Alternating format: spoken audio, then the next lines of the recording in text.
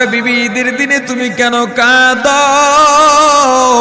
তোমার জন্য শাড়ি আনলাম, সেটাও কেন পরলা না?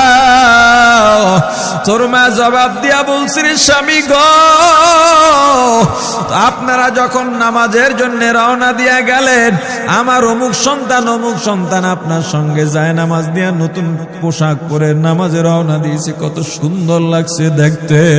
হঠাৎ করে তাকায় দেখলাম আমার কলিজের একটা মানিক আপনাদের সাথে নাই।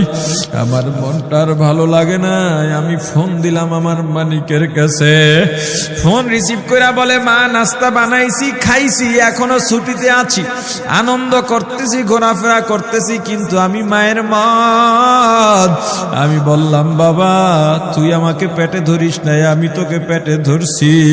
আমাকে খুশি রাখার জন্য কত কথাই না বললি। ঈদের টাকা পাঠাইলি, তোর টাকা দিয়া তোর বাবা জামা কিনছে, তোর ভাইরা জামা কাপড় কিনছে, তোর টাকা দিয়ে পরিশ্রমের টাকা দিয়ে আমার শাড়ি কিনছে, গহনা কিনছে, কিন্তু তোর পাশে আমি হাতুড়ের বাড়ির শব্দ কেন পাই? আমার সন্তান বলতে চায় না, পরে বলে, মাগো কাজ করতে আসছি, টাকা নিয়ে কাজ করি, ঈদের দিনেও আমাদের ছুটি দেয় না। ওরে স্বামী বলে, ঈদের দিনেও যেই সন্তান কাজ করে, এই শ্রমের টাকার শাড়ি আমি মা কেমনে পরব রে? ওরে বাবা, আজকে তুই আসবি, খবর শুনে তোর মা এক সপ্তাহ আগের থেকে ঘুমায় না, তোর জন্য কত রঙের পিঠা বানাইছি, তোর জন্য কত আয়োজন, আমি তোর মাকে কি বলবো বাবা বল? বাবা সন্তানের লাশ অ্যাম্বুলেন্সে উঠে বাড়ির দিকে রওনা দিছে। আহারে বাড়ির কাছাকাছি আসছে, এদিকে মা দরজায় গিয়ে অপেক্ষা করতেছে, গাছের আড়াল দিয়া পথের দিকে তাকায় আছেন।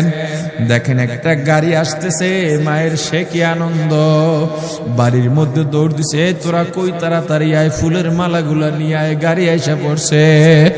বাড়ির দরজা দিয়ে যখন অ্যাম্বুলেন্সের হরেন দিয়া ঢুকতেছে, হুইসেল দিয়া ঢুকতেছে, মা একটা চিৎকার দিছে, ওরে এই মরণ গাড়ি আবার বাড়ি কেন, কার কপাল পুরুষে?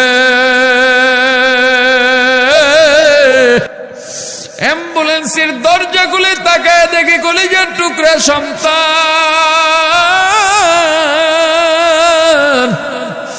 এমন ঘুমাইছে, আর জীবনেও উঠবে না। মা কাঁদেন আর বলেন,